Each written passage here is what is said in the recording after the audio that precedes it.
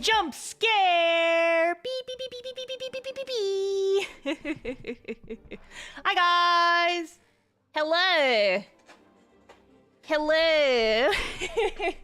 Happy Monday! Happy Eclipse Day! Did you guys see it? Did you guys see the sun get taken out? Like a fucking shonen manga over here. It was like, kapow! Welcome to Draw Stream, where we are drawing things. But yes. You can't just scare us like that. I can and I do every single stream. I feel like you guys should be used to it by now, honestly. But yes, hi guys. I hope you all had a good Eclipse day, but now it is time for comicking. It is comicking day. We're comicking. Because I need to finish shading these comic pages. Yay. But yeah, so, what's the word I'm looking for? Agenda for today is I have two more comic pages left to finish in this little batch of comic pages that I'm working on. I don't have too much work to do on these. So I will probably finish these before the stream is over. And if we have extra time, then I'm probably just gonna like work on some D&D video stuff because I've been making progress on that over the past couple of days. And I'm into it. But yeah, so comic stream and then whatever when I'm done. So yeah. Also, I have decided that since these are the last two pages that I need to do and I want to get them done, you guys will actually get to see me like go through the full process because like these are the two pages that are going to be easiest because the backgrounds are so minimal. Son of a bitch, I forgot your Sage's glasses. I think I said on the previous stream, it's like, I'm gonna go back and do those later. And then I clearly did not, so... I'll do it later. But yeah, so what that means is you guys are actually gonna get to see me like shade a bunch of backgrounds and stuff too, so that'll be fun. That'll be fun. But yeah, so that's what we're working on.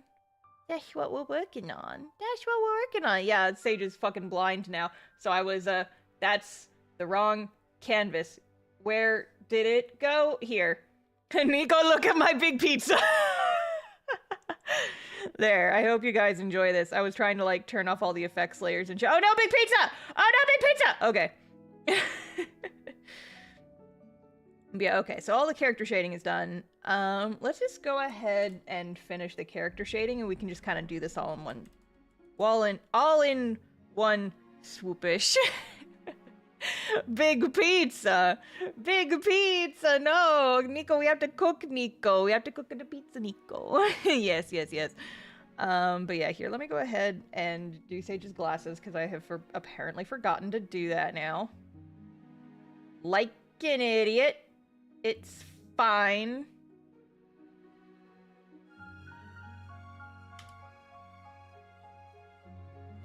It's fine.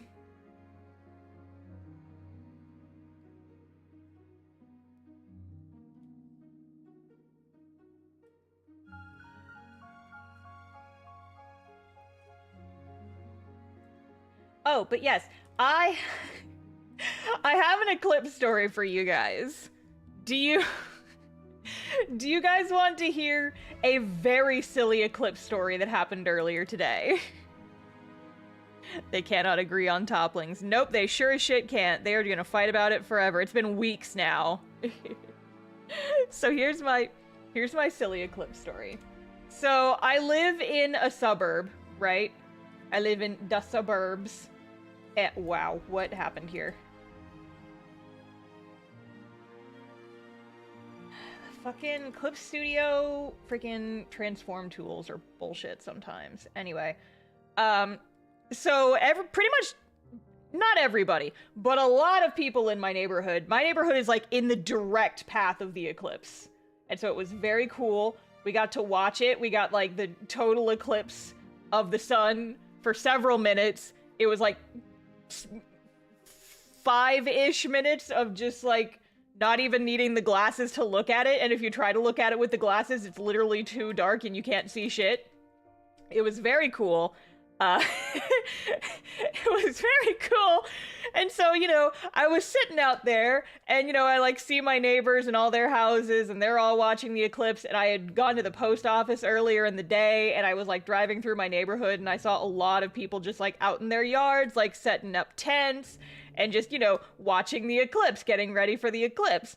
And so like everybody in the fucking neighborhood knows this is happening, right? Like the kids at school got the day off so that they could burn their retinas on home time instead of school time. Wow!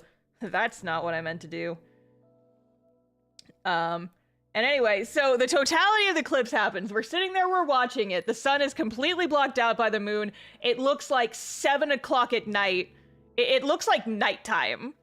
And it's been like nighttime at 1 p.m. for several minutes. And freaking... you know, a guy is driving down the street in this truck and he stops and like kind of shouts at me from the road and he's like, hey, can I ask you something? And I was like, what? And he's like, what's everybody staring at? And I genuinely did not know what to say. I was just like, and I did not know what to say, so I just pointed up where you can very easily, with your naked eye, look up and see that the sun is being blocked out by the moon, and I just went, sun's out, and he kind of like looks up, he's like, oh yeah, and he keeps driving.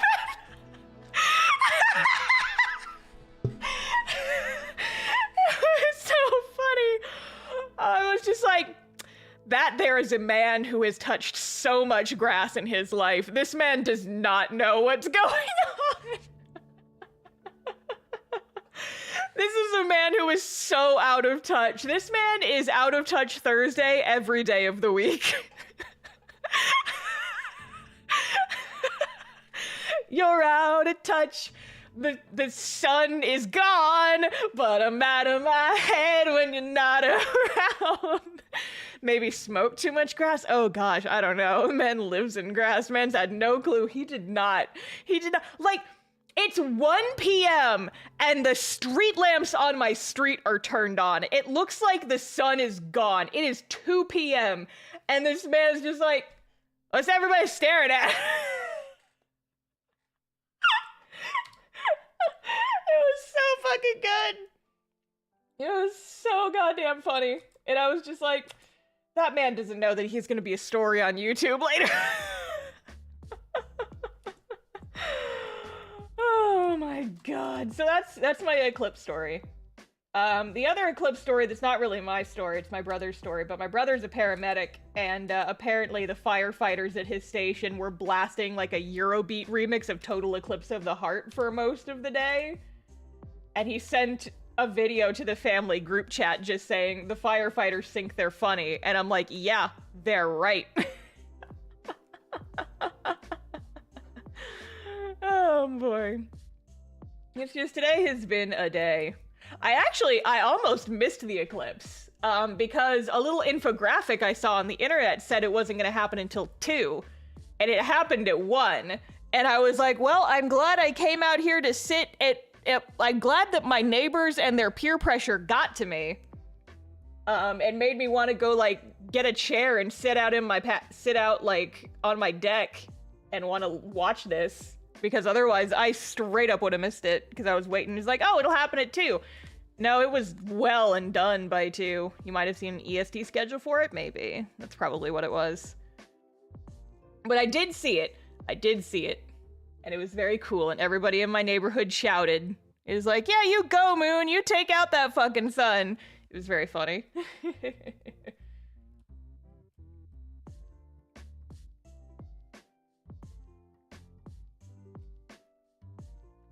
But yeah, that's my silly eclipse story.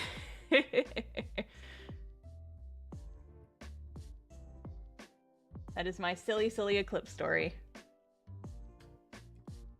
Of my neighbors and people in my neighborhood just not really knowing what the fuck is going on. Made me laugh very hard. After he drove away, of course. I did not laugh in his face. That would have been rude, but...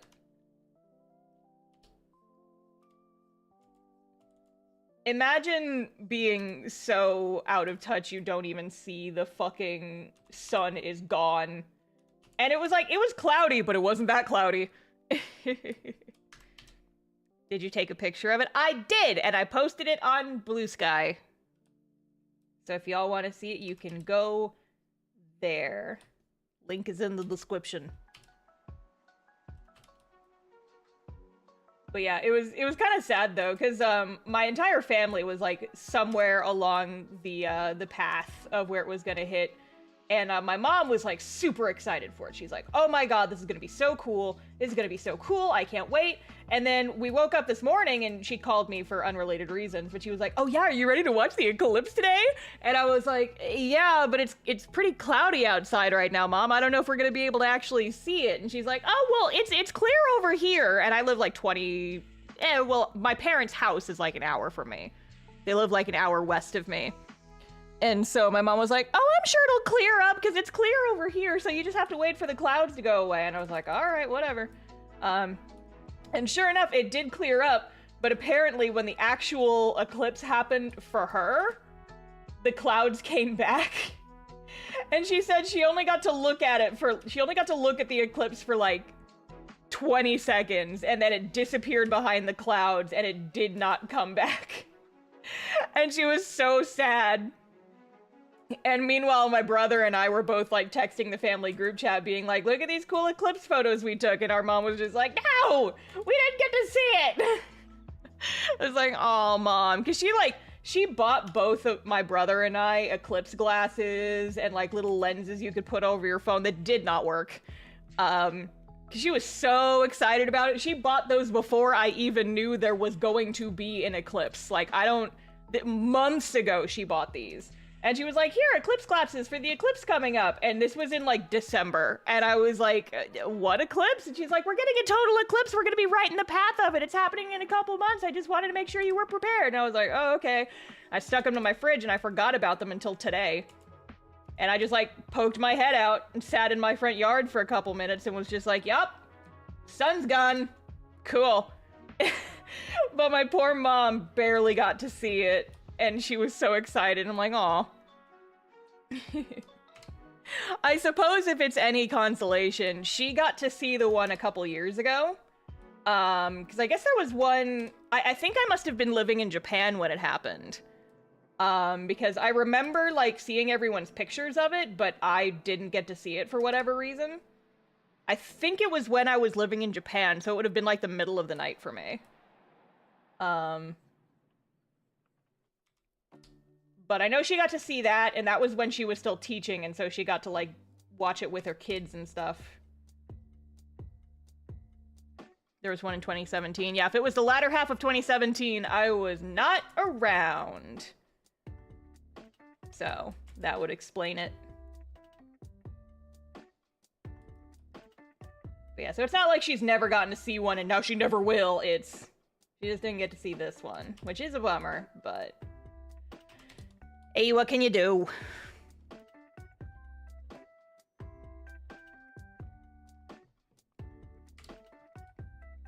I gotta say though, I am, as of today, just like possessed by the intense urge to go and buy an exotic plant. I don't know why. I just feel like I'm in this mood where I just really want to go buy a strange exotic plant. Anybody else feeling that? Anybody else feel like they want to go buy a plant? Just buy like a weird new plant. I don't know, I'm just suddenly just, you know, possessed of a certain emotion. I can tell. I can tell by the chat who is understanding the reference I'm making. I can tell who understands the reference I'm making and who does not.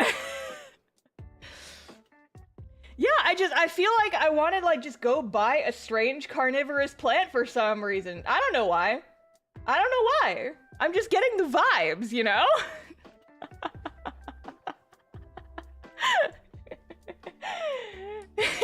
Now more people are getting it. Now more people are getting it. If you know, you know. If you don't worry about it. It's a very good musical that I used to listen to a lot.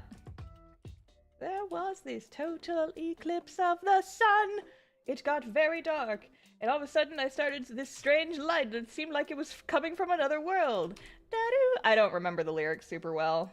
It's barely a song, it's mostly spoken, but you get the idea. Make Little Shop of Horrors a reality? I would rather not, actually. I know how that musical ends. Apparently the movie has a different ending, though. Something about it testing poorly as a movie, until they changed the ending. Human psychology around movies versus theater performances. It's interesting. It's interesting.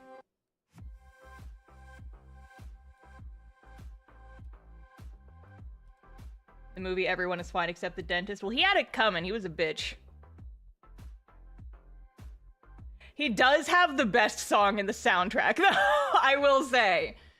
Son, be a dentist. You have a talent for causing things pain. Son, be a dentist. People will pay you to be inhumane. How does it go? Your temperament's wrong for the priesthood, and teaching would suit you still less. Son, be a dentist. You'll be a success. Why does the asshole get the best song in the soundtrack? Like, goddamn.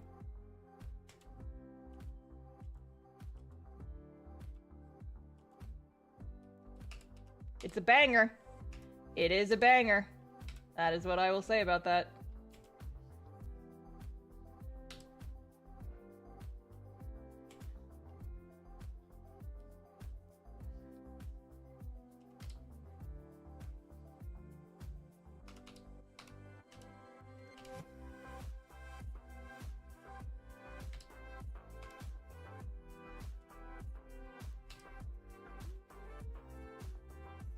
Because villain songs are always good. It's the law. It's true.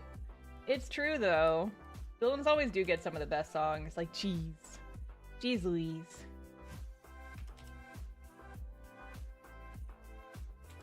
Maybe I should go back to my villain arc. Get back in my villain era so I can get some cool songs.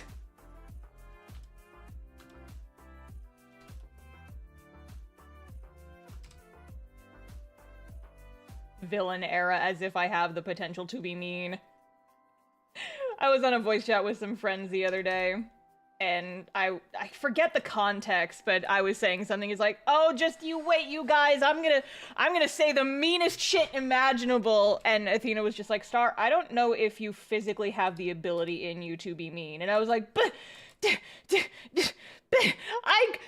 could too. You don't know. I could be the biggest asshole. And she was like, uh-huh, sure, say one mean thing. And I'm like, you're a butt!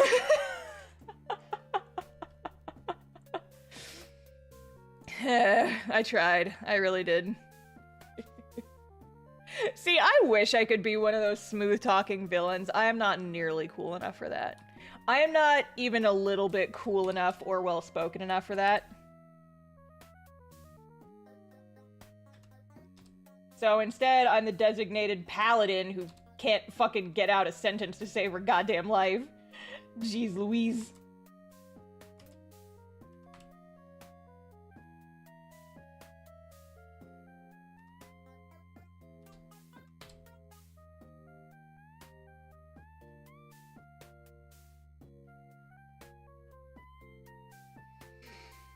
You're already in your villain era torturing your poor Castoff characters? Listen.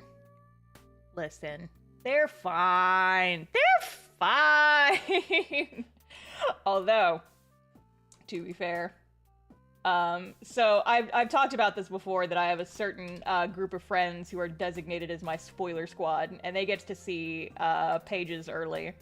Like, they get to see sketches and thumbnails and shit. And today, since I'm out of pages to sketch, today ended up being thumbnails day. And my thumbnails are just basically really, really messy stick figures with the text on there. And so I dropped those in the spoiler chat today for my friends and my mods and stuff like that. And I was like, hey guys, things are happening. Look. And everyone was like, oh, this is, I don't trust anything that's happening here. This seems like it's gonna go really, really badly. And I'm like, good instincts. You should be worried. It's very funny.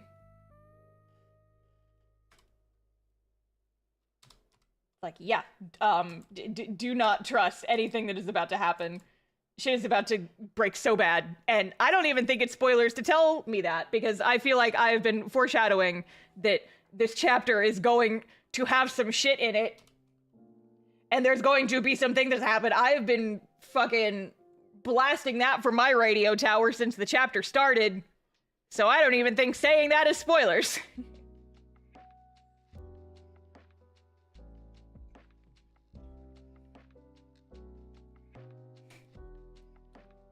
Chapter 12 is a bad time for every single person involved. And that's not spoilers. That's just how the cookie crumbles, right? Oof. No one is making it out of this chapter with a fun, optimistic attitude. Everything is terrible here. Star, I'm scared. You should be. That's good instincts to have.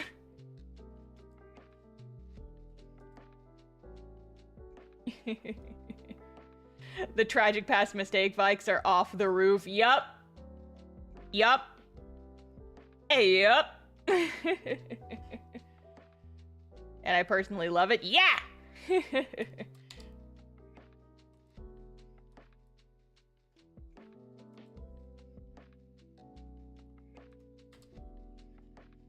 Does Nico even make it out? You think I would kill Nico? You think I would kill any of my characters? You guys think that people are gonna die in this story? What? What? What would give you that idea? What would give you that idea?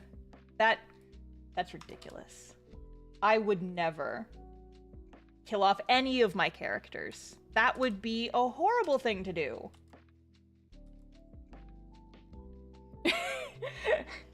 Chair guy, the prologue. We don't know. Hey, we don't know what's going on in the prologue, to be fair. That person could still be alive. We did not see a corpse. We did not see a corpse, technically. They exploded, but they could be fine. They could be fine. Maybe they're fine. Maybe that was just, maybe the Skittle spell just made it rain Skittles and everything's fine and they're having a good time. We don't know that they're dead. We don't know. The person on the chair in the prologue. Yeah, we don't know if they're dead. Did you guys see a corpse? I didn't. I saw a silhouette that could have been dead, but could have not been. And see, the thing is that you guys cannot tell if I'm fucking with you because I do this for literally everything. It is impossible to tell because this is what I do constantly. It's like, what? You guys think that I'm just gonna kill off all my characters? You guys think that Vector's gonna die at the end of the story? Why would I do that? Why would I? You guys think Ariana's gonna die? You guys think Frankie's gonna die? Guys. Dead dude on the stairs. He doesn't count. He doesn't count. We wouldn't put it past you. What? You guys think that you guys think that I would be so terrible that I would kill off my main characters? You guys think that people are gonna die in this story?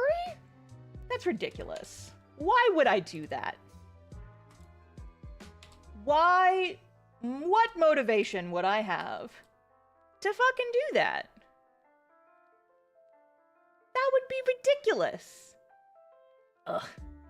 I can't believe you guys have such little faith in me. You think that frickin'... You know what would be fucked up and funny? What if Sage doesn't survive the flashback? I was like, you guys think that Sage is gonna die in chapter 12? He might. Might. You guys think Sage is gonna die? In the flashback chapter? And everyone's like, oh, well, Nico, we haven't seen or heard from Nico in the main storyline, so that means he's probably gonna die. You don't know that. You don't know that. You can't confirm anything just based off of that. You don't know. Mom, please don't unalive me or my friends. Oh, Jared, thank you for the super chat. Vector, listen, what's in the script is in the script, but baby, I can't be held responsible for this. Sometimes things just have to happen, you know? Sometimes the universe looks you in the eyes and is like, hey, that guy's been breathing for too long.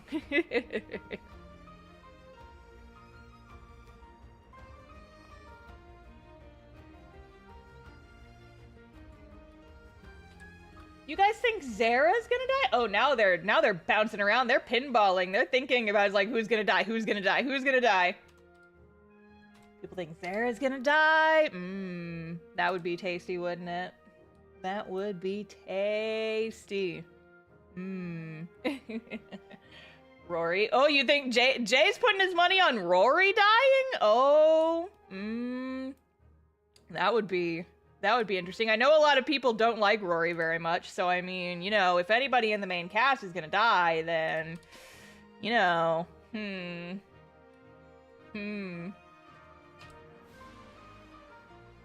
Marina's gonna die for Rory's character development? Ooh, that would be spicy, wouldn't it? Ooh. Or the other way around. Rory dies for Marina's development. Oh, shit. Oh, shit. Oh, characters dying for other characters' character development? Making people sad? Oh, I don't know. It's kind of spicy, you guys. It's kind of spicy. Do you think I would do that? You guys think I would do that? Sorry, I think you need a coffee mug that says fans tears. Oh, trust. I've already workshopped it in my head. I need one that says reader's tears. Just need to sip it. I just need to sip on it constantly.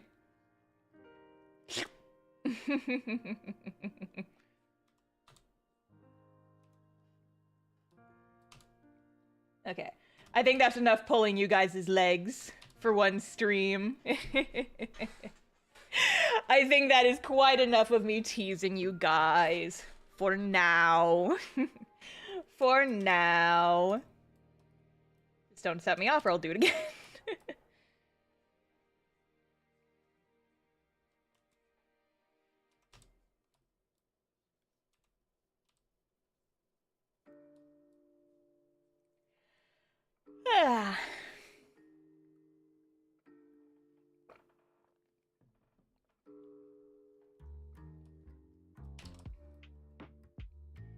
You guys are so much fun to tease. See, I wouldn't want to do it so much if you guys didn't make it so easy and fun.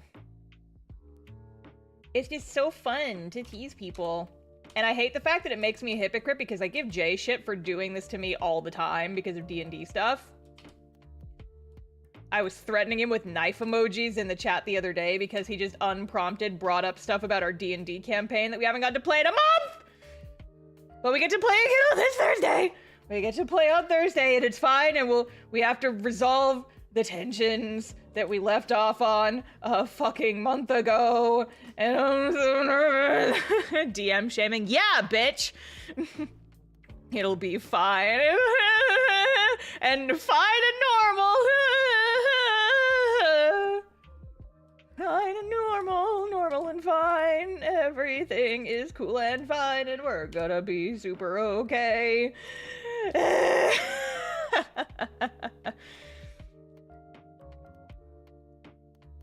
But yeah. Oh, and speaking of Dungeons and Dragons and our Thursday game, did you guys see the video I posted for members and patrons? Did you guys see the video I posted for channel members and patrons? Did you guys see? Did you guys see it? Did you guys see? Action! Well, there's a bunch of more people who can go watch the video now. Thank you, Jared, for the 50 gifted memberships. Good Lord, my guy, thank you. Oh my goodness. Well, if you guys just got gifted a membership, there's a video or two that you guys can go watch on my channel that's members only. That's about the D&D video. Thank you, Jared. I appreciate it. But yeah, so I made a lot of really good progress on the D&D video over the weekend because I was feeling tired and a little burnt out, and I was just like, I need to work on something that is going to spark joy for a couple hours and not give myself shit over it.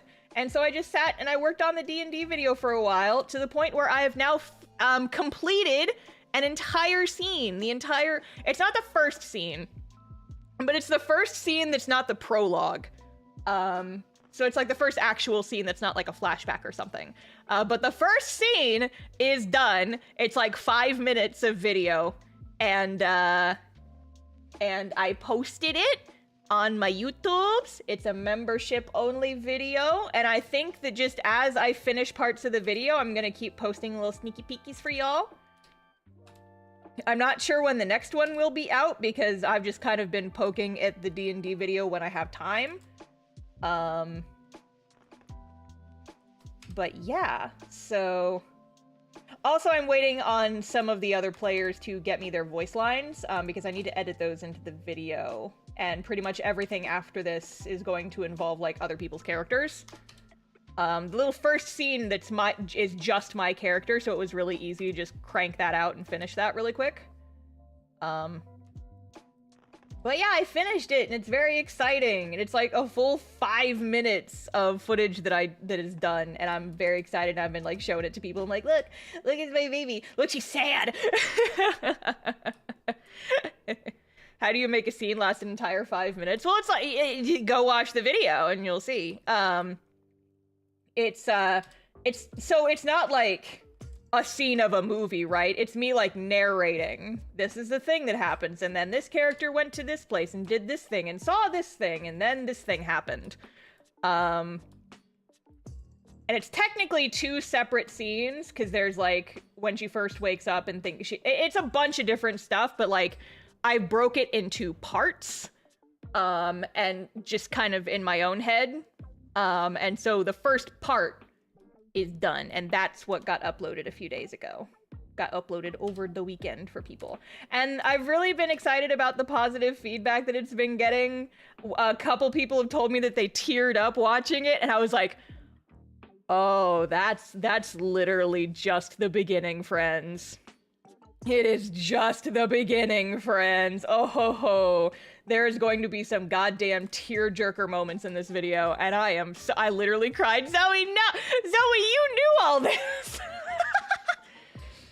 Zoe, I cannot wait to see the reaction to the end, right? Because like, oh, there's some tasty shit in there. Oh, there's like the ending of part 1, the ending of this video.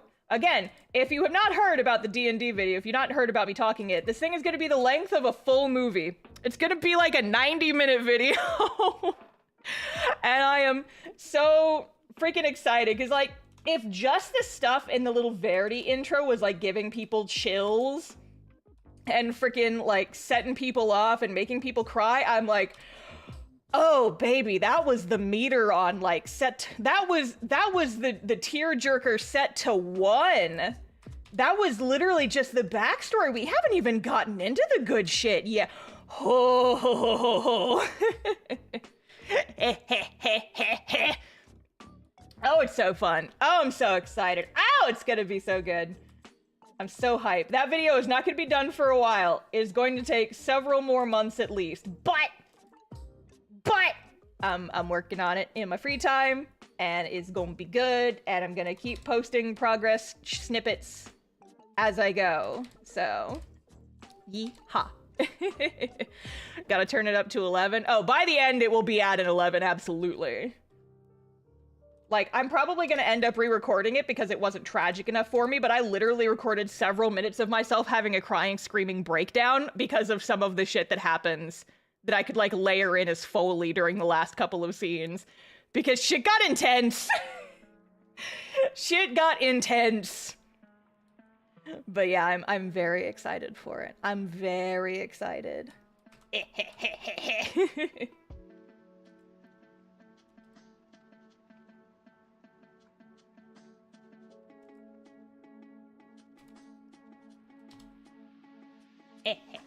But yeah, if you guys want to watch the video, it's I'm just gonna be posting updates for patrons and channel members for the time being. I'm not gonna be posting teasers out in the public until we get closer to the video being finished. Because the current plan is that I want to have the video set as a premiere, and I want to build the hype by, like, posting shorts and little trailers and stuff leading up to the video being posted, and I want all of those to link back to the actual premiere. But I can't do that until the video, I can't set up the premiere until the video is finished, so it's gonna be a little bit, but I am very, very excited about it, and I hope you guys are too. There's some shit that happens, and I am very excited. How dark is it gonna get? There's gonna be a slight gore warning. If the idea of a character's eye getting destroyed multiple times, I'm not gonna be too graphic about it, but at the very least, I'm gonna have to show blood. So, you know, it's gonna be PG-13, right? Cause, like, some fucking stuff happens in this campaign. And our DM likes to torture us by saying, yeah, I could have made that worse and I didn't, so you're welcome. And then we're all just like, bitch.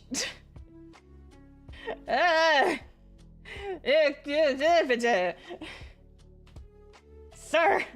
Yeah, fucking Jay in the chat being shut the fuck up. Can't believe you almost made Vale eat his brother. Like, Jesus Christ. But yeah, there will not be much in the way of language, but there will be gore, and it will touch on some stuff. PG-13. PG-13.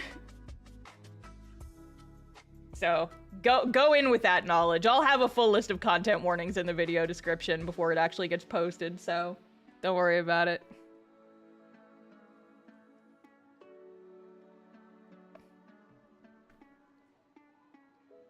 He was going to what? Listen, all you guys are doing is encouraging Jay by posting this. He didn't actually do this, but he keeps teasing us with the knowledge that he almost did.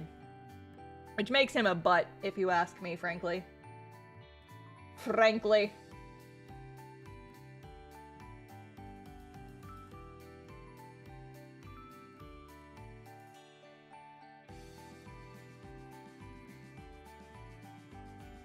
What a wonderful time for some happy, plucky music to start playing. It's like, yeah, Jay almost made one of the characters eat their brother.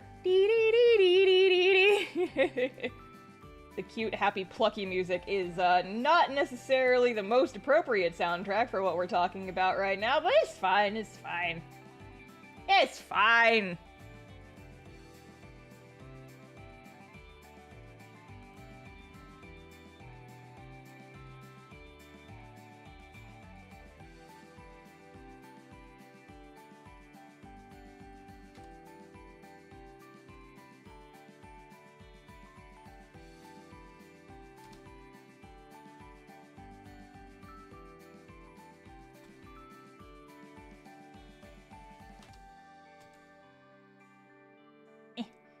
Make the brush smaller, thank you.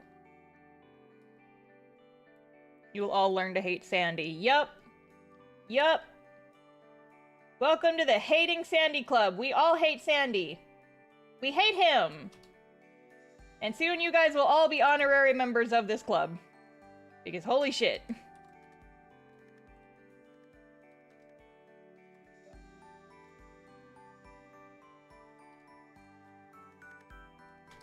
Sandy, Gundam pilot, Sandy bitch, who knows?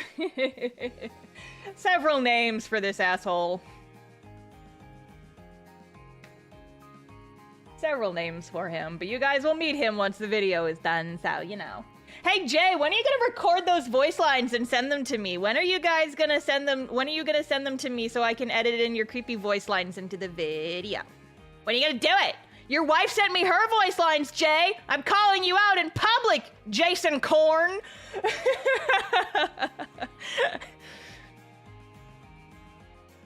Form them on Wednesday to nail the You're gonna record live on my fucking stream. Do that shit on your own time, bro. I gave you a homework assignment and you haven't done it yet.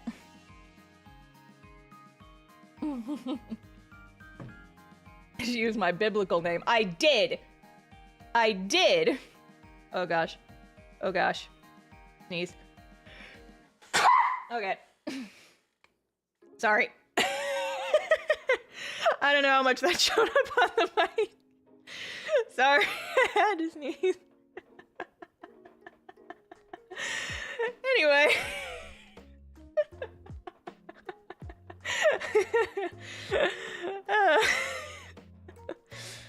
A dad sneeze? No, shut up.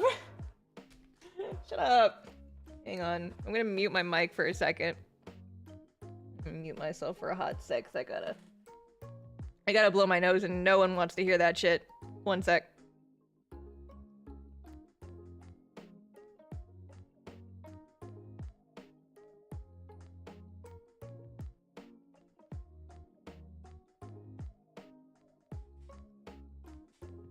Okay.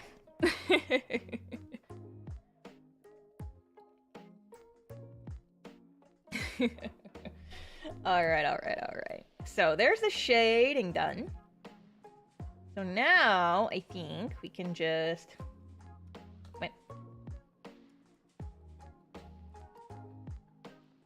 fill in these little gradients in the background.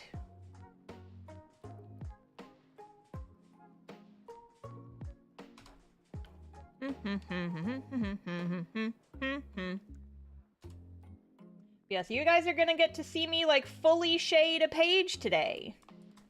Isn't that fun? I usually don't do the backgrounds and stuff on stream because I generally don't have time. But I have these two pages and all the hard parts are already done. So I'ma do it. Actually, you know what? I could just fucking bram. And then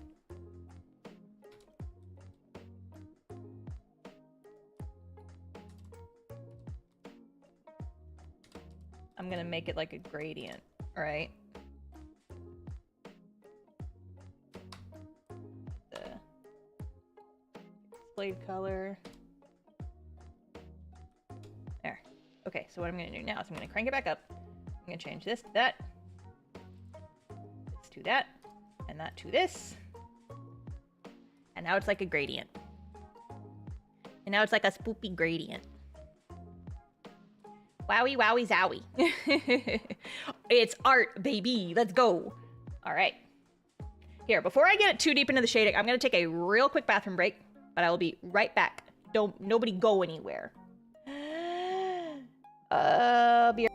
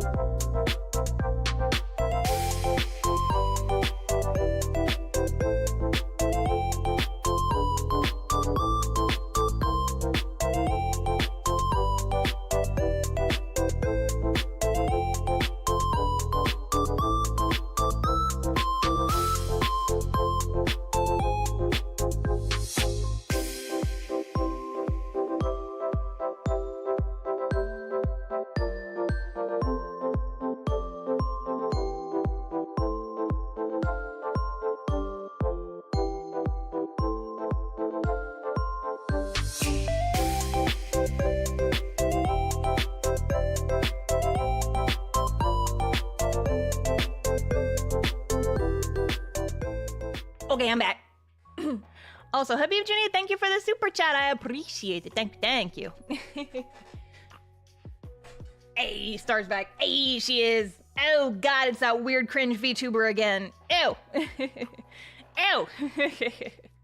Why is she back? Gross. Nico, look at my big pizza. All right. So we're done with the character shading. So we're gonna put that. Oh, they've disappeared. Okay. So first we're gonna do. Okay, so that's that, and we're gonna grab this, and we're gonna do our background shading. Da big pizza. The big pizza spell to cast that you use to cast your big pizza. That's what you guys are talking about, right? The big pizza spell? The spell for big pizzas? Only big pizza enjoyers can use this spell. Banned by the pizza mages of the dark century.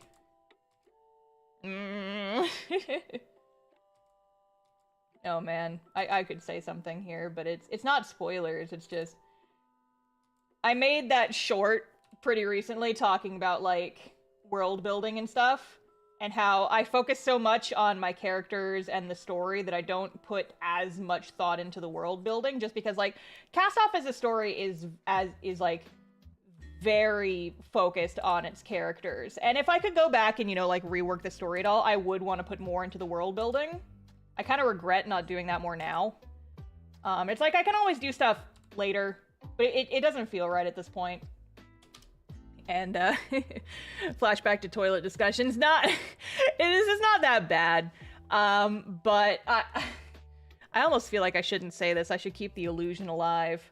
But I remember, so in chapter 1 of the comic, Vector's like digging around in all the books, and he finds the one book that's talking about, like, the Chronicles of the Dark War, I think is what the book is titled.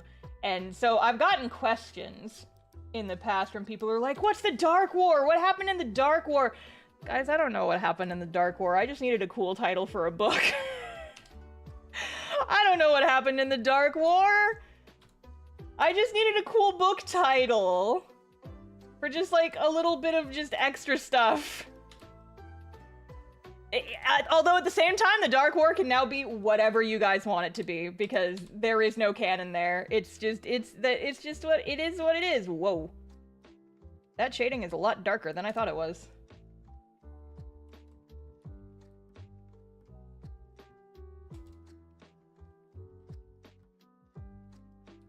But yeah, like, I know that a lot of people are really into world building, and some folks have expressed their disappointment that I didn't have, like, more, you know, behind the scenes world building for the world, but I don't know. I personally am not, like, a big world building nerd. I have, like, the basics, and I don't go too in depth unless it affects the main storyline. It's just not something that, like, I have a lot of fun with personally, so...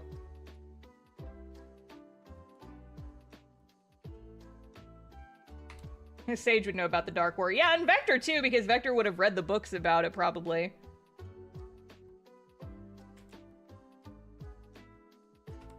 But yeah, just, like, in that particular... there's some times where I'll just, like, kind of put stuff in the comic where it's just like, yeah, you know, I just need something that sounds cool here. And then people base, like, so many of their theories on it, and I'm just like, I don't have the heart to tell them that I just needed something for a one-off line there.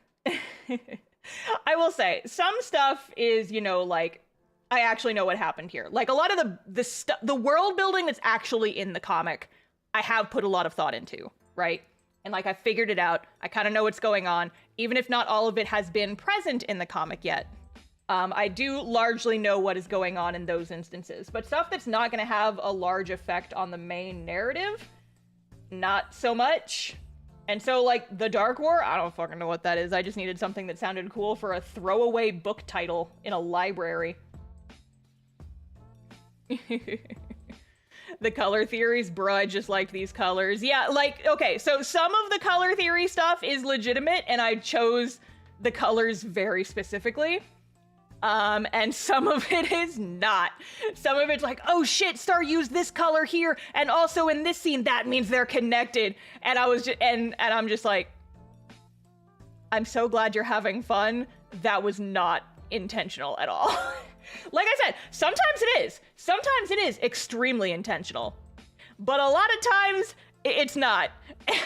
And people latch onto them both in equal measure. And I'm just like, eh. I will never be able to tell them which is which until we get past certain scenes.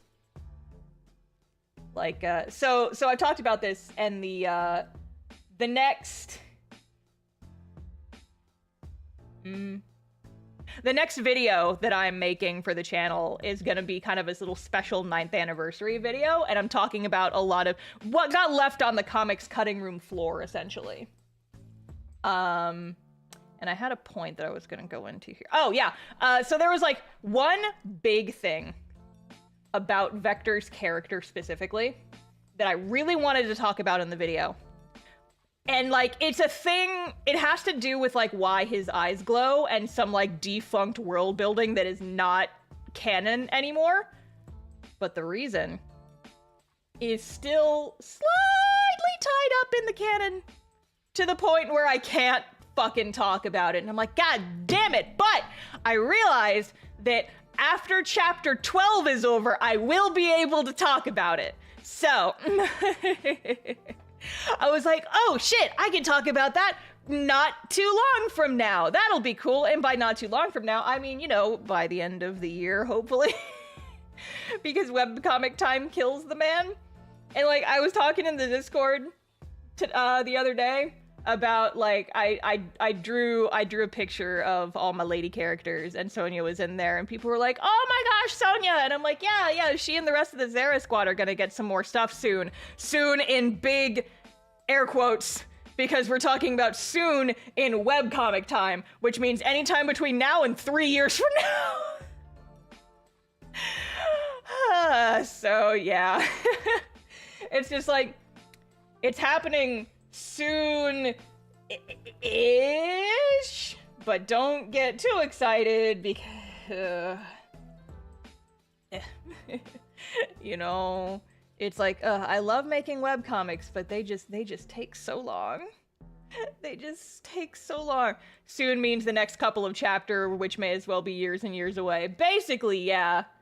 It's like, I will tell you that stuff with Sonia and the rest of the guard squad will happen in 0 to 4 chapters from now, which is anywhere from 0 to 3 years from today. So, yeah. Yeah. Webcomic time kills the man, baby. Let's go. But yeah, where is my stuff? I know how to draw. I am a professional. Oh, that's why my shading was messed up. Phil grabbed the wrong color. I'm very smart and good at my job. Ugh. It's fine. You know what? It looked fine the way it is. I'm just gonna go back to that. There. Yeah, it's fine. It's fine. Imagine the next page we get just has nothing to do with Sage and Nico, and it's just a close-up of Zara being sleep-deprived. It could be. It could be, for all you guys know. I will say, this is the last page of this scene, so do with that information what you will. Do with that information what you will. There will be a scene change after this. Will it just be a time skip? Or will it be a completely different thing? Who knows, who can say? Not me. I certainly do not know what is happening in the next scene. It's not like I wrote it or anything. I don't know. I don't know jack about anything. We do not know. Sage, did you empty our bank accounts to buy pizza ingredients? And Sage is just like, no! Just mine! Oh boy.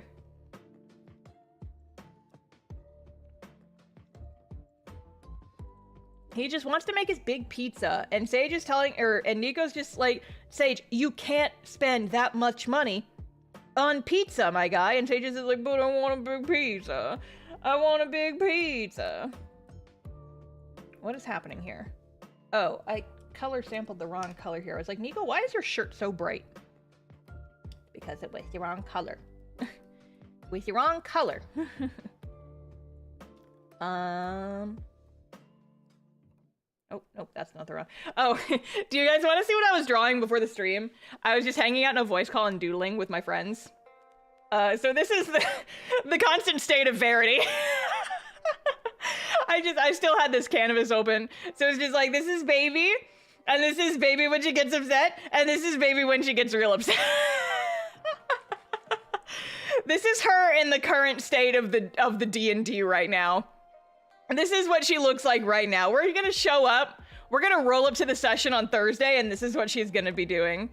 She's just like, I just got really heated and I said a bunch of stuff I didn't mean, and now everybody's mad at each other and we all hate each other and the party's gonna break up and I messed it up and I don't know what to do and today sucks.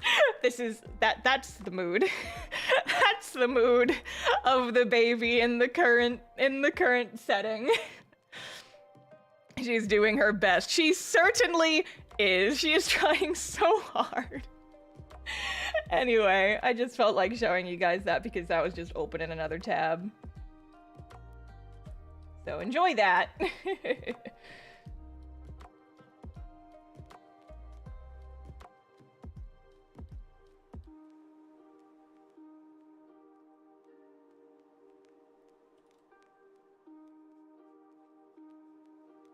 This has probably been answered before, but what D&D classes would you give the Castoff cast? I've actually not just answered this. I have a whole illustration about this, actually. So it's a little complicated because most of the characters would be multi-classed, right?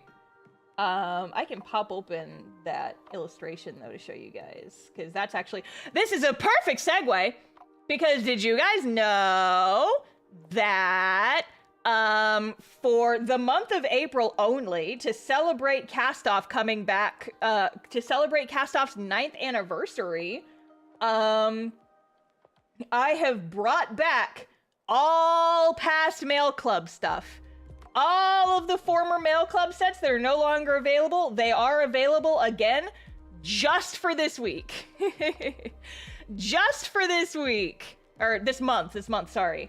So if there's any past Mail Club stuff you guys want, you now have the opportunity to get them again, before they go back into the vault at the end of the month. So let me see. Print files. Where is it? Where is it? Here we go! So this is the D&D illustration. Yay!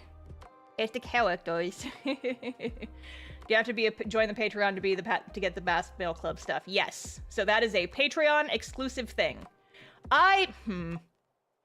If you guys are super nice and super chill and super cool, I suppose I could give the password to channel members as well. The password to the, what is it? The password to the secret listings. But yes. So this is the D&D illustration I did a couple years ago. So Vector's our DM. But if Vector was a D&D character, he would probably be a wizard of some variety. I'm not sure which subclass, but he would probably be a wizard. Because, you know, wizards are bookish nerds. And he's a bookish nerd.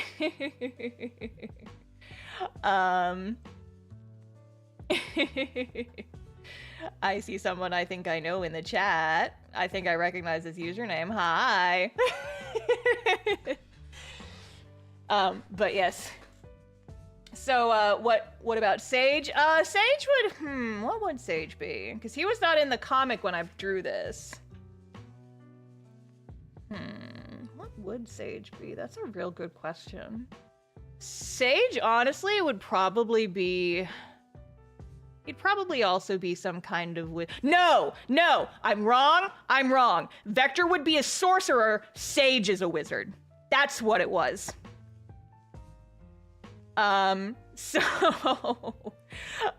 So Sage is very much enchantment wizard vibes up and down this joint.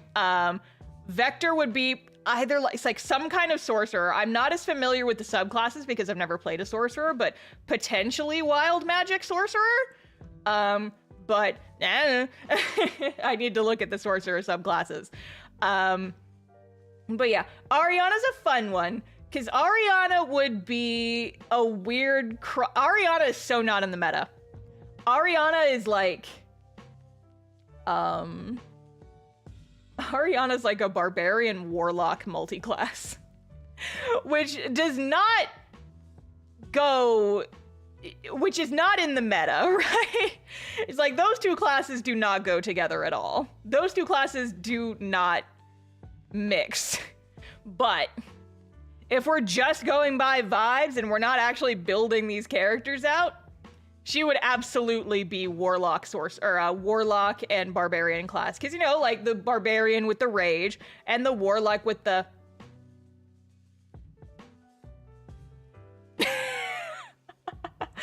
know, the warlock bits because of the...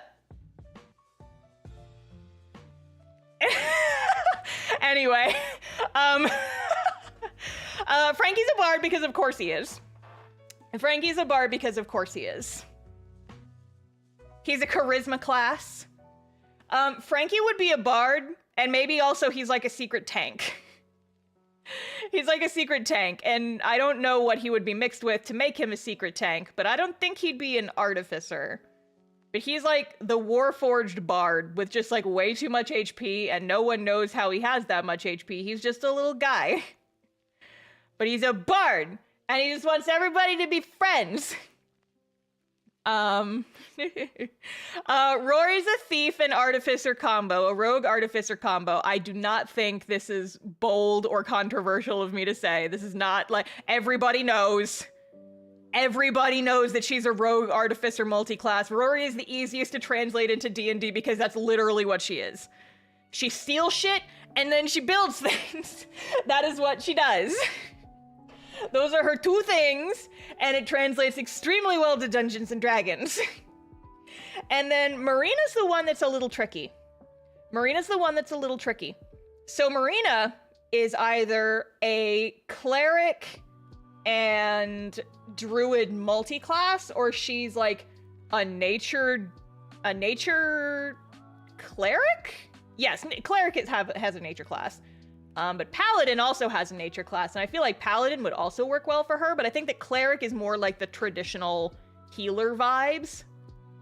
I don't think Marina would smite people. I don't know if that's her bag. But I feel like she'd be a good nature Cleric. So yeah, that's the vibes. And then, oh no, Marina can't be a Paladin because Zara's a Paladin. That man is the physical. This is gonna launch people into the theory chat. This is gonna make the theory chat go crazy. Or maybe not. Maybe you guys can see through my stuff enough. Zara is the perfect ideal of what a vengeance paladin is. He might not be like super outward about it very much, but that man is a fucking vengeance paladin. We just have not seen him pop off recently. We have not seen him pop off yet. We will. Let's throw that kindling on the Zara fire. Oh, yes. As far as the others, Sonia is absolutely a ranger.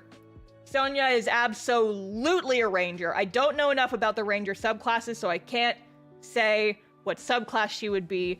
I think Ariana would be a barbarian because I can't have Ariana be a fighter. She's not good enough at fighting to be a fighter, so I feel like Terran would be the fighter. Terran's a fighter, Sonia's a ranger. I don't know what Liam would be. Liam's just like the kid they adopted in the random village. Liam's like the level 1 adventurer who just like picked up a sword and was like, yeah!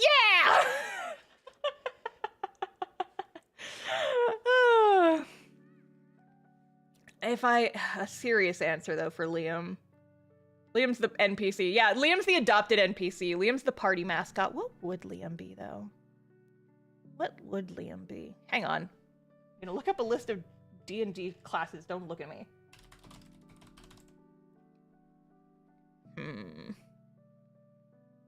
No. Wait. Terran might not be a... Would Terran be a fighter or a monk? Because he's really good at hand-to-hand. Terran be... I still think he'd be a fighter, though. I still think he'd be a fighter, because he does use a sword. At times. Okay, so Bard, Barbarian, Cleric, Druid, Fighter, Monk, Paladin, Ranger, Rogue. Liam might be a rogue, but he's... He might be a rogue. I think that might fit best. I think he might be a rogue. But he's like one of those high charisma rogues. That's not necessarily... That's like more talky-talky than... It's more talky-talky than sneaky-sneaky. Like, could be an arcane trickster rogue, could be... There's several opportunities here. One of my players is a Soul Knife rogue, and those seem very cool.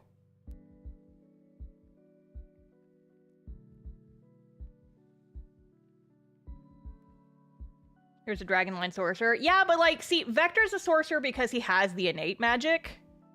And so I'm not sure that, like, Liam doesn't have that. Liam does eventually get magic, but it's like he's not old enough yet to get it officially.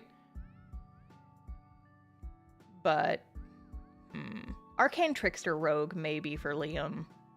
Maybe. Maybe. I'm not sure. I'm not sure.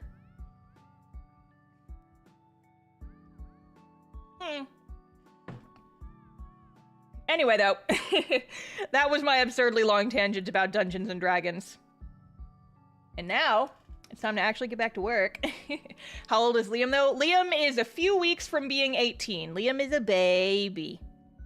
Liam's a baby. Liam is little. Liam is little baby. I guess not technically baby compared to some of the other members of the cast, because, like, Vector and Frankie are 15, and Rory's 16, so Liam's technically, like, kind of in the middle. But... baby. Itty bitty baby.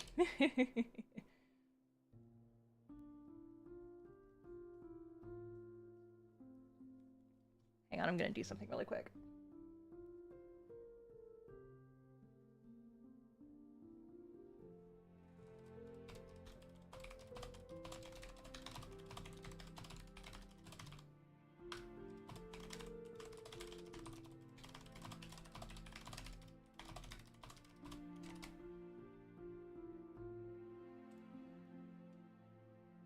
Okay. Sorry, I had to message somebody real quick.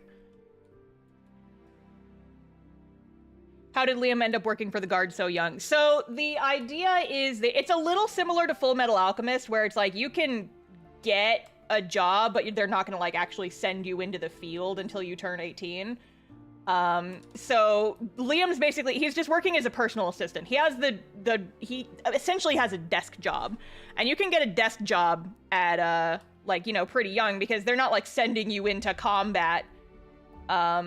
Liam has had combat training, but he is not like being sent actively on missions. And if you guys will remember, he had to try really hard to convince Zara to let him come when they went on the trip. He's like, I want to come because I can help. And Zara was like, no, you are not qualified. And Liam had to like convince him to be like, please, I want to go, I can help.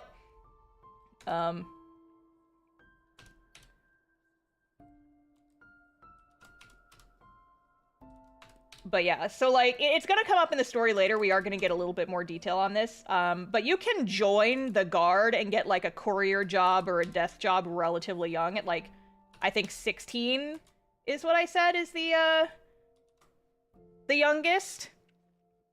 But yeah, you can't actually like get sent into a fight until you turn 18, right? So Liam's basically just like working a desk job being Zara's personal assistant until he's old enough to actually start getting sent on missions. So that's what Liam's deal is.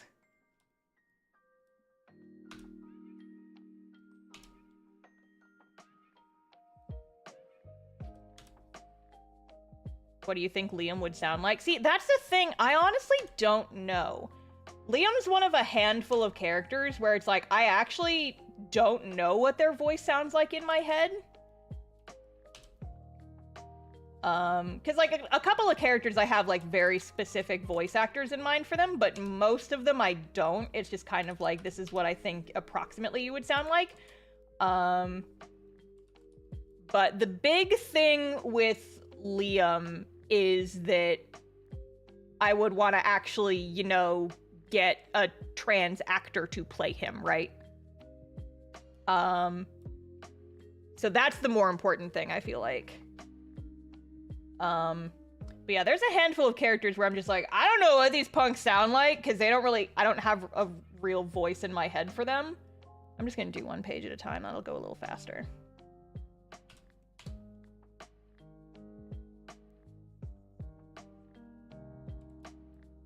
And then there's a couple, like, Ariana, I know exactly what she sounds like. Frankie, I know exactly what he sounds like. Vector, I have a general idea, but I've never heard a voice that's a voice actor who's, like, perfectly describes in my head what Vector sounds like, right? And then Rory, I know exactly what she sounds like. She sounds like every bratty video game character. I'm sorry, Rory, but it's true, she does. Marina, I only have a very vague idea of what she sounds like. She would not actually have a southern accent, but sometimes I read her lines with a southern accent, just when I'm scripting. Zara, I have no idea what that punk sounds like. Not a damn clue. Love that Liam is trans. I'm non-binary, so it means a lot to see people kind of like me in this setting. Yeah. So,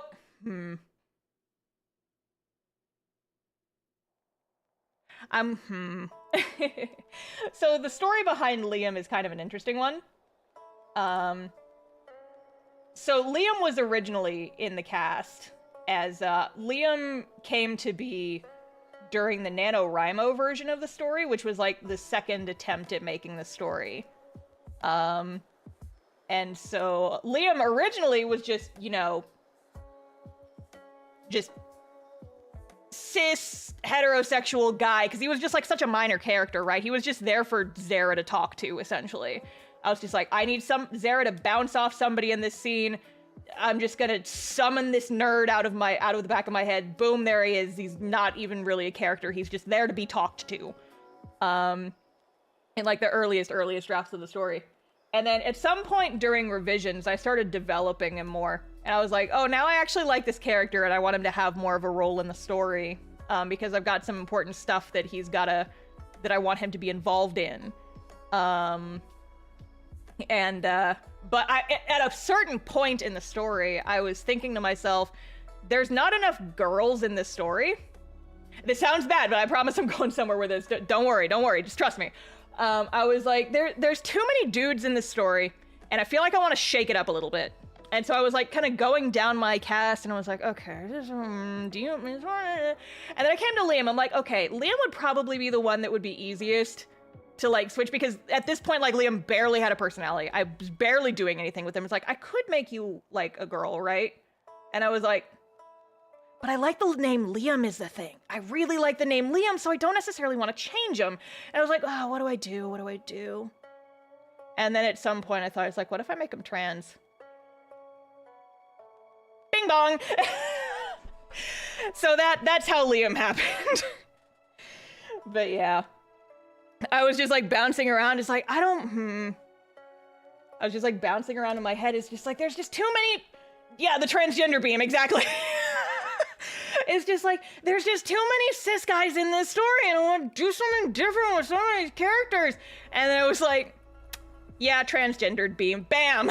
Trans is your gender. I don't know if that's like a weird origin story. But that is the truth. That is how it happened. It was just like, you know, bouncing ideas around in the stories. Like, do I change these characters? Just like, what do I do? And I mean, that's kind of how the trans Liam thing ended up happening. And it does tie in. It actually does tie in with a lot of their stuff that I've kind of been like working on in the background that we're not really, Liam has lore. Liam has a lot of stuff going on. It's gonna be pretty subtle for a long time. Like, there's gonna be the smallest little hints. The bare minimum of hints. For a long time. We will eventually get all of Liam's stuff, but it's all gonna kind of happen, boom, at once. And it doesn't happen for a while. But Liam being trans actually is part of it. It's okay. So the thing with Liam, I am not transgender, obviously. I am a cisgender woman, and I am perfectly comfortable in my own skin. However, I do make the jokes that my pronouns are she, her, unless the alternative is funnier. Because it's like, I'm not gonna get so stick up my butt about it that I say, don't call me a lad, because sometimes it's like you just want to be part of the collective noun, right? You just want to be like, yes, let's go, lads. And it's like me and several other people, like none of which are male presenting. It's like, let's go, lads, let's go. But lads is fun to say, even though if it's doing it for the bit. Yes, exactly. My pronouns are she, her, unless it's for a bit. And I can never explain this to my parents because they'll never get it. But that's all it is. Anyway, I'm cis. That's the point. I'm cis unless it's for a bit. So I did not feel comfortable making, like, doing a whole lot with the trans narrative for Liam. And so, okay, so here's the thing, right? I'm ace. I am ace, though, and I can speak on that experience. And I know that I personally, and I've seen this sentiment reflected elsewhere with other, with other identities. I've seen people express these same opinions, that I love when a character's orientation isn't the entire thing that their story is. I love it when a character has an arc and then they're also ace. Like, them being ace is not a big overarching plot detail. I just want them to, like, exist in this world and have a cool story, and they're also ace. And, like, that's important to me, and I like that. And so that's kind of what I'm doing with Liam, is like, Liam is trans. It's not really what his story is about, though. That's not really what it's about. Liam has a story that is entirely unrelated to his gender identity and gender expression. Because that's what I was comfortable writing. And I felt like sometimes people are just trans and it's not like, it's just a part of their life. It's casual representation, yeah. And it's just like, yeah, there's a lot of stuff going on in this world, but it's like, it's a fantasy. Trans people exist. Liam is trans. He has a whole other arc that has nothing to do with that, though.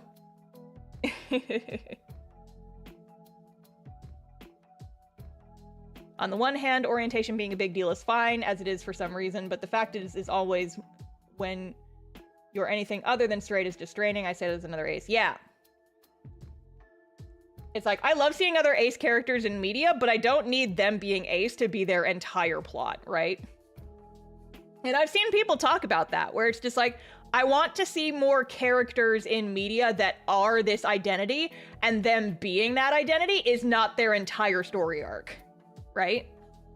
And so that's kind of what I was going for with Liam, is like, I've bounced Liam around on some folks I know who are like trans and non-binary and stuff like that. I did have some folks read over the scene where he kind of like talks a little bit, like that subtle scene where kind of we find out that Liam is trans just by like casually bringing it up. I did run that scene by a couple folks to make sure that like the wording was good. Like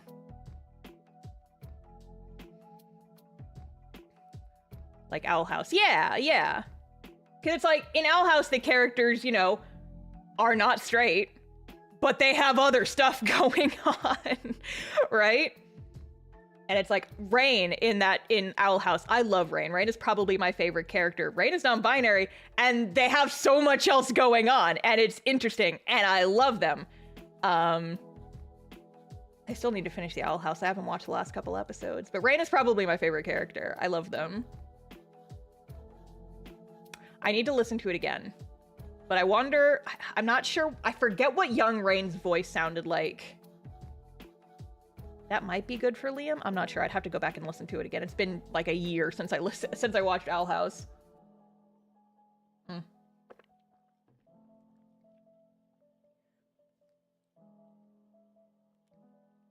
I like when a character is informed by their gender orientation in some ways that feel realistic, but it's not the defining character trait or detail. Yeah. And so one thing, I'm not sure if this is ever going to be in the comic or if I'm going to have to make a bonus comic about this, but I have a scene floating around in my head. Because Zera's non-binary, right? I've talked about this. He's like, you know, like, he's like he, they. He doesn't get... Zera's gender is he does not care. He's like, okay, people think I'm whatever, I don't care. And so, like, he just does not... It just does not faze him. It does not matter to him. He just... whatever. He's very nonchalant about it. And so when there's, like, a scene in my head... And I might be able to squeeze this into the narrative. It might be a bonus comic. I'm not sure. Zera's gender is tired, gender whatever. Yeah, exactly. So when Liam gets assigned to Zera as like his personal assistant, I think this is before Liam started transitioning. And I think that the Zera squad was kind of like... part of why he felt comfortable actually, you know, like cutting his hair shorter and changing his name and stuff. That very much came from the support of the people around him and like the rest of the Zera squad. And so like when he started working for Zera, he was like, actually, do you think you could call me Liam instead? And Zera just like blinks twice and goes, oh yeah, sure, whatever. That's not what it says on the paperwork, but I'll just cross that out. And then he just, like, does not care. And Liam's just like, I can just do that? So yeah, that's like the scene in my head. I don't know if that's ever gonna make it in the comic or if that's gonna be a bonus comic, but that's just, that's a little nugget of something that has been in my head. I love how the villains of this comic are so wholesome. I will say, Zera and the squad, they are not villains. They are antagonists. There are villains in the story. Zera's not one of them. Zera is an antagonist. He's not a villain. They are working against the main characters, the protagonists. That does not make them villains. Big difference.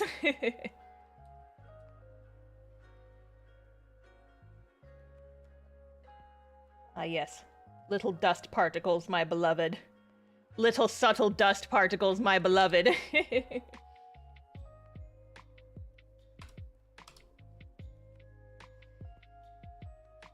I just like my comics to look a little dusty. I just like it when the comic looks a little dusty. Because Sage doesn't dust his house. You know that man does not dust his house.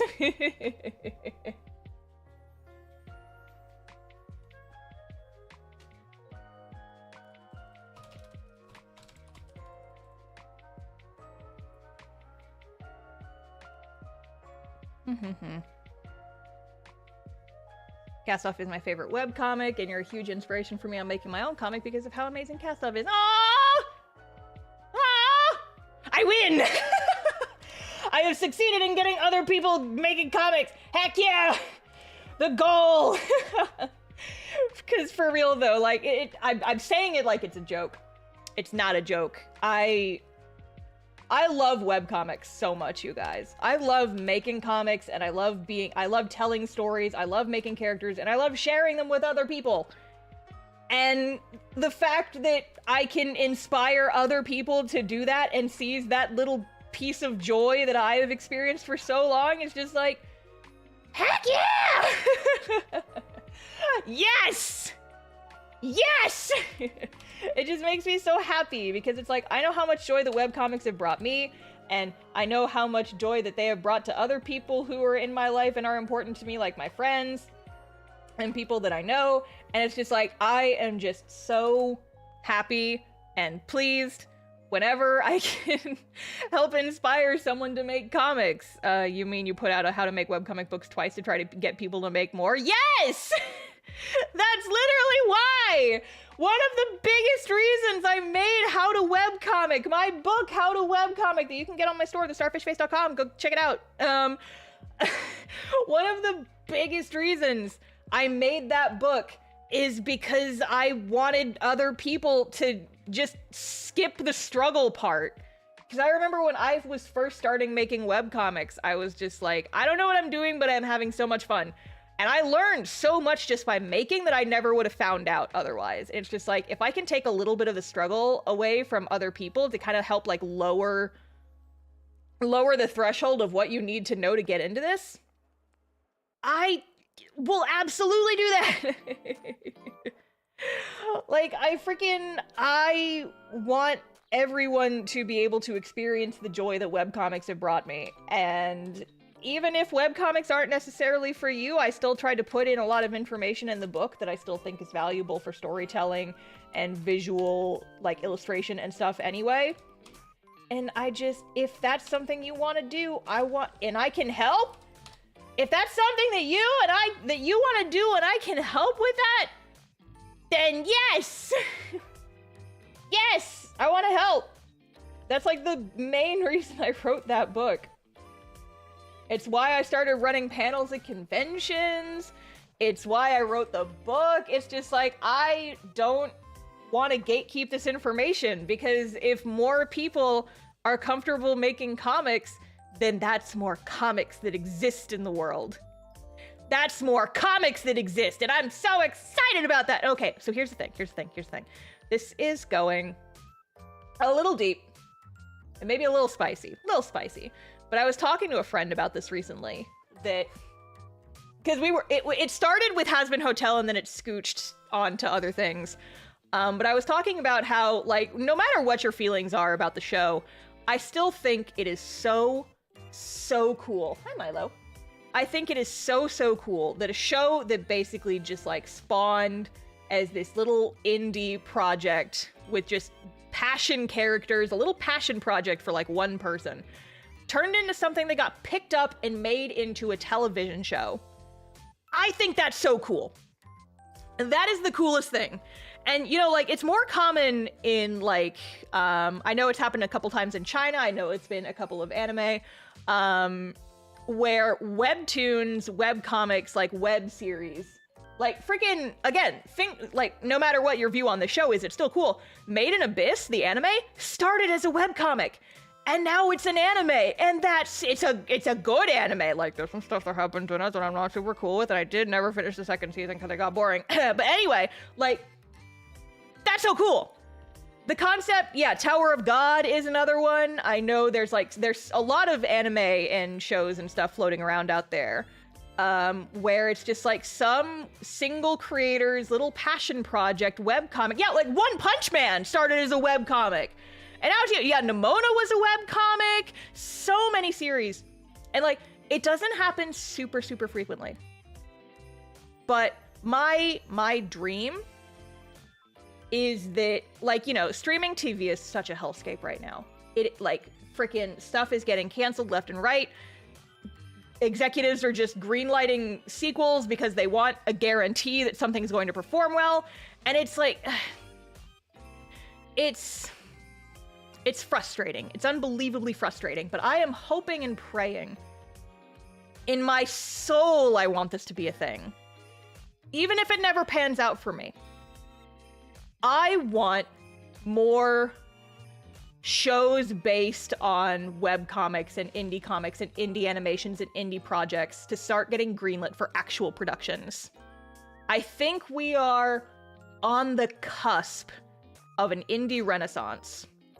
I feel like this is going to be a thing. I feel like people are going to get so frustrated with, like, the state of streaming platforms and the absolute state of the entertainment industry right now. People are sick and tired of it. People are sick and tired of it. And they're starting to realize there are good stories out there, and they are not on TV. They are not on streaming services. They are the little guys running their little passion projects and not giving a heck about what executives have to say, because with the onset of the internet, you don't need to like get picked up by a major publisher. You don't need to get like picked up to put your story out there. And so I feel, and my hope, my dream is that we are on the precipice of a fucking indie animation, indie comic, indie stories in general renaissance of the indie explosion in video games has started to bleed. It showed in other media that this can work. Now has been in Critical Role. It showed Hollywood that it can work for other shows too. Exactly. Yeah, like Critical Role is another perfectly good one. Critical Role is based on a live-streamed Dungeons & Dragons show, and that got 2 seasons, and they're coming out with a second series soon. I am so excited for the Mighty Nine show. The Mighty Nine are my favorite little gaggle of weirdos. I am so excited for that show to be real. But like, yeah, like I just, again, even if it never happens for Castoff, I want people to start realizing that there are amazing stories out there. And they're not the stories that you are finding in, like, big studio movies. Not to say that there aren't, like, big studio movies that have good stories and stuff, but, like, I want people to figure out that webcomics are a legitimate medium with some fantastic storytelling potential. And there's so many stories there's so many comics out there with amazing stories. And they are ripe for the picking. And I am so ready. Like, yeah, there's another one, Heartstopper. Freaking webtoon got picked up and turned into a live action series. Like, oh my God. It's just, I just hope it keeps going. I hope it keeps going. I feel like we are just getting to the point where it's really starting to pick up. And I am so excited for the potential future of indie projects and indie mediums and that type of thing, because I think it has so much potential to do so much cool stuff with all these cool stories that people want to tell, right? Also, if anybody wants to make Castoff into an anime or something, that would be pretty cool. It's just all I'm saying. That would be pretty cool. I did, you know, pace it specifically so that it would work as like a 24 episode series. Just saying, each chapter is approximately 1 episode of a hypothetical show. Because I'm more familiar. I come from an animation background, and I watched more anime than I read comics, and so when I was pacing the series, I kind of paced it like it was going to eventually be a TV show. I did not get my hopes up super high, but you know, that's just where the thoughts were. And you know, I think it would not be too super hard to adapt, and I just think it would be cool. So, you know, if anyone's like looking for a cool fantasy adventure story to adapt into a TV show, I don't know, I'd order it. I'd Castoff Anime 2025. Yeah, when's it gonna happen? All right, this page is done. No, it's not. Never mind. I changed my mind. I have one more layer I want to put down because this needs the darkness.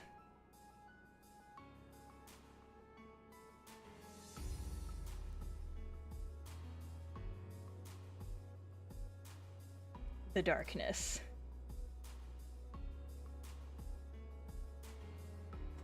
Here.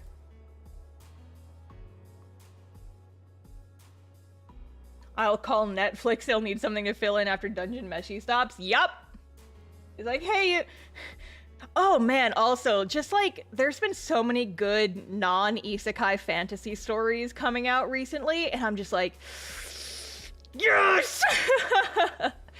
Yes! Oh, like Dungeon Meshi, so good. Frieren, I've only seen a couple episodes of it, but I know I need to go back and watch it because that shit is already tearing my heart out. Ugh.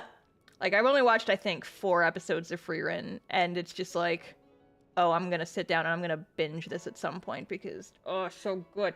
And I've been keeping up with Dungeon Meshi. Dungeon Meshi's so pretty.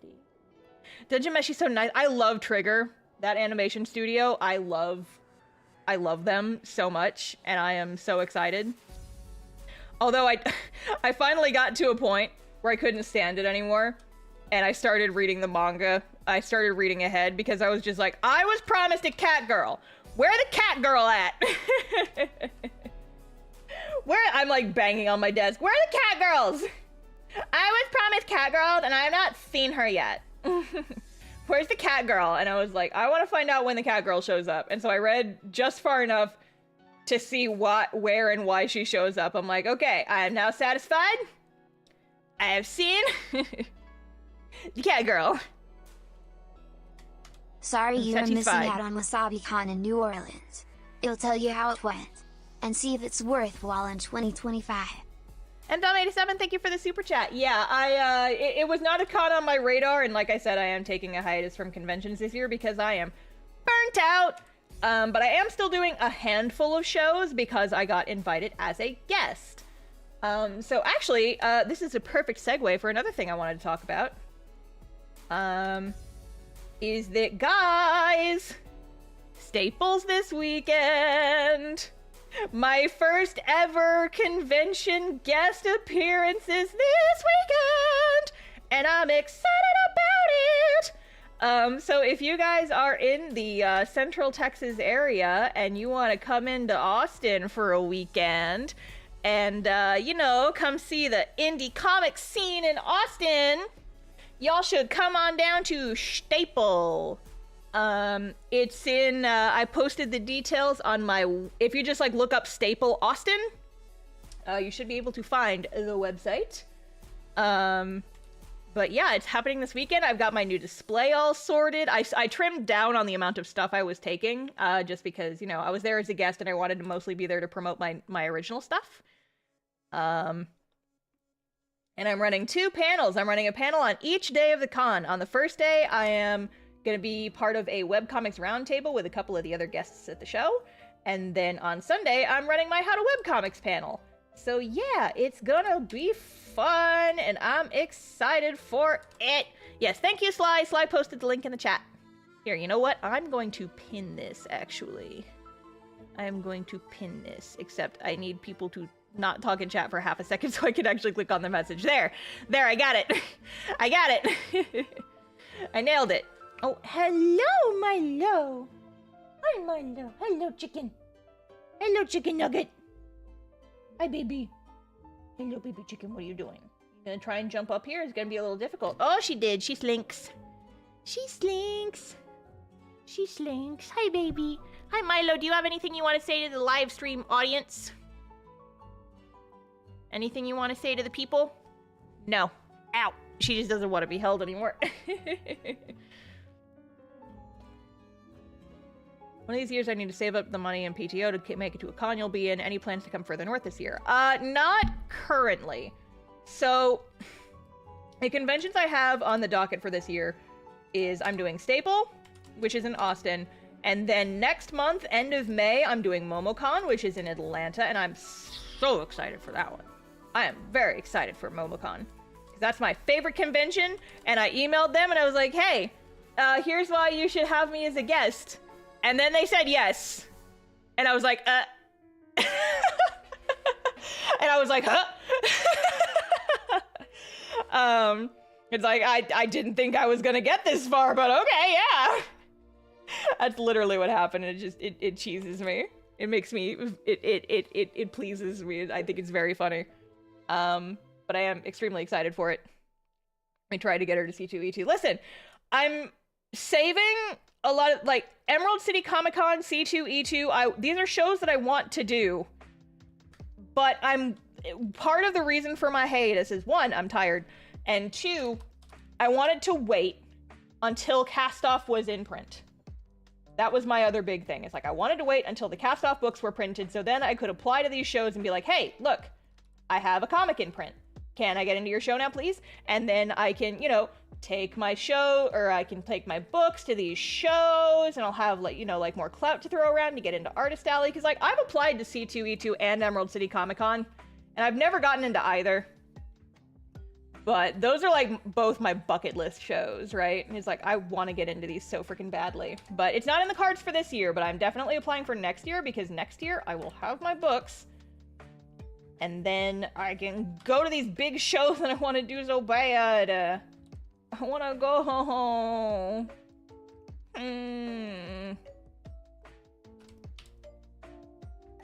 But yeah, once the Castoff Volume 1 books are out, I want to start, like, I want to do a DIY book tour, kind of, and, like, sign up for a bunch of conventions. I would love to do New York Comic-Con.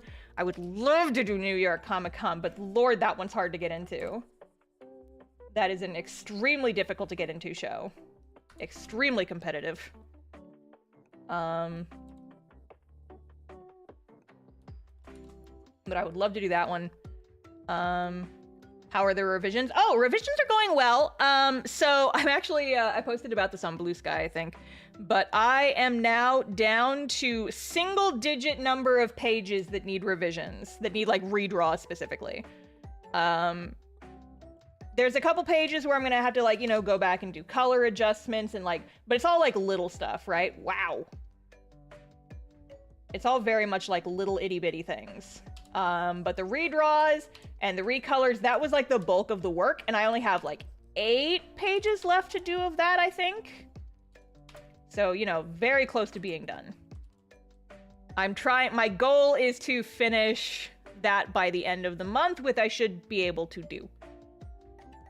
Yeah, plan for the cover of Castoff. I don't know yet. I don't know yet. I haven't figured out a design for the cover. That's another thing I need to do before the Kickstarter. Ow! Ow. Speaking of, you guys. Hey, speaking of. Hey, speaking of, you guys. Hey, speaking of. Hey, what's this link? Hey, what's this link? What is this link? What is this? What is that new link that I just pinned? Huh? What do you guys think that is? What do you guys think that is? That's pretty weird. That's a pretty weird thing. Coming soon, it says? That's interesting. That's interesting. I wonder what that could be. I wonder if people should hit the notify me on launch button so that you will get an email when the campaign actually goes live, and then you can be sure that you'll hear about it because you won't have to rely on social media. You guys should definitely all click on that weird, silly little link that I just posted. And you should go on that page and you could hit the notify me on launch button so that you make sure that you get notified when the Kickstarter goes live.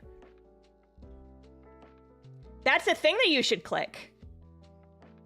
Again, so I was telling people in my Discord about this. This will not be happening for a bit. Kickstarter will be happening end of May at the absolute earliest. If everything goes exactly perfectly according to plan and there are no speed bumps, maybe end of May. Mid-June is more likely. We'll see. I am not because I've got these conventions coming up and I won't have the printed books done before then, I wanted to still be able to promote the upcoming Kickstarter, right? The more that sign up on Remind Me, the more exposure Kickstarter itself will give the campaign, so please do the clicky buttons. Yes! I would, but I don't think I can afford it. You can still like reply to get notifications because like I said, it's gonna be a little bit before the campaign goes live. And yeah, like, you know, the more people are excited about it, the more Kickstarter will start to, like, you know, push the links out. Any hints on the Kickstarter awards? I'm probably gonna keep it relatively simple, but we will see. I want to do stickers at the very least. I'm thinking it's just like, I think I want to keep all of the goodies flat. Like, I would love to do, you know, like acrylic stands or like acrylic charms or something that are exclusive to the Kickstarter, and I might do those. But also doing stuff that's only flat is so much easier. So like, you know, stickers, mini prints. I've thought about commissioning some other webcomic artists to do like some little prints for me. Yeah, flat is easy to ship. I'd probably do like book plates or something, like signed stuff. I'm not sure yet. It's still very much in the brainstorming phase because, like, on the one hand, I want this Kickstarter to go so hard, But on the other hand, it's a lot of work, right? It's like the harder I go, the more stuff I gotta worry about. And like making new merch for it, like making some acrylic charms would not be that difficult. But it's just like, because like, you know, I have a really good reputable supplier for acrylics, like acrylic standees, acrylic charms, that kind of thing. Yeah, bookmarks would definitely be easy. Tarot. If I make a tarot card deck, that's A, going to be a very far in the future project. B, will be an entire Kickstarter on its own. It's not that I have definitely thought about it. I'm not like big into actually using tarot cards for what they were intended for. I just think they're neat. Have you ever thought of plushies? I have thought so hard about plushies. I contacted Makeship and was like, hey, I would love plushies, and people have been banging, screaming, kicking down my door asking for plushies, and they left me on red. So, it's like, I know I could do it myself, but I do not have time right now. That would be an end of the year project at the absolute earliest if I could, you know? But yeah, I might ping them again and be like, hey, I don't know if you know me, but I'm an I'm an influencer and very popular web comic creator. I've heard Makeship has started becoming more and more exclusive just due to how popular they are. But see, here's the thing, and I don't want to bitch and moan. I do not want this to seem like I'm jealous of other people because it's like clout race and big numbers is the only thing that matters. But it's frustrating to me that I have people, I'm not going to say who this is. Absolutely not. I don't even know if I remember their name. It's just like I watched one video by them and it frustrates me. And I think I am within my right to be frustrated because I have so many people asking me for plushies and I can't get Makeship to email me back. And there is another YouTuber who I've watched a couple videos from who is getting a Makeship plushie for their like little mascot character. And they've got like half the subscribers I do. And I'm like, come on, Makeship. You're gonna let them make a plushie and you're not gonna let me make a plushie? Come on!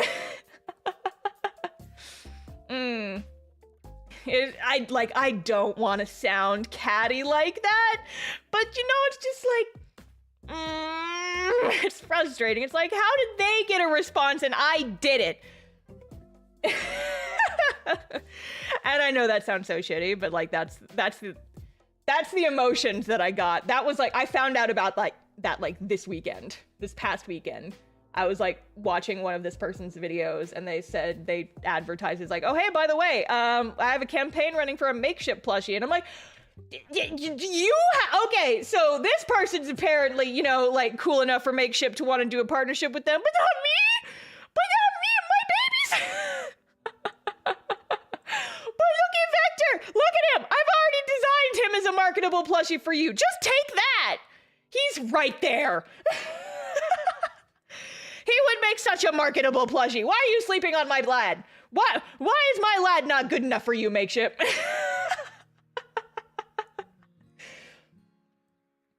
But this random person with like 30,000 subscribers is good enough for you, huh?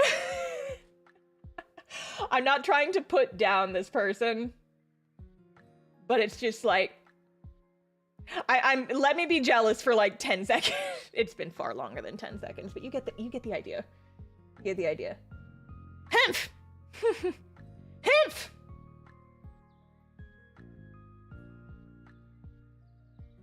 Anyway, that's Star being grumpy. That's Star being grumpy. That starts grumpitude. Hi, Rumph. Turn that lad into a marketable plushie. Is that exactly? And the Makeship was like, cricket. What good lad? We don't see any good lads here that are worthy of being turned into marketable plushies. And I was like, come on! Come on! Look at this boy! Look at him! You're telling me he's not cute enough for you? You're gonna look me in the eyes and you're gonna say he's not cute enough for you. Makeship. At this point, I just like want one for myself now. I want a small marketable plushie of Vector. Oh my god, though, can you imagine, though, like, marketable plushies of the entire main trio? Make Ariana and her chronic resting bitch face. I am cute enough to be a plush. Love me, Makeship. Yeah, you are cute enough to be a plush, Vector. It's true. And Makeship can't see that. But I want Ariana and her little resting bitch face to have a marketable plushie. Frankie as a marketable plushie would pop off. Like, the people want a Frankie so bad. I know they do. Oh, man. But yeah, so, like, these are the star dreams. These are the star dreams. I don't know. They say on Makeship's website that if we leave you on red, you can ask us again. And, like, I think they have, like, a quarterly thing. So I could ping them again and be like, hey, make my son into a marketable plushie. But yeah, it's just, you know, busy and whatever. Busy and all that.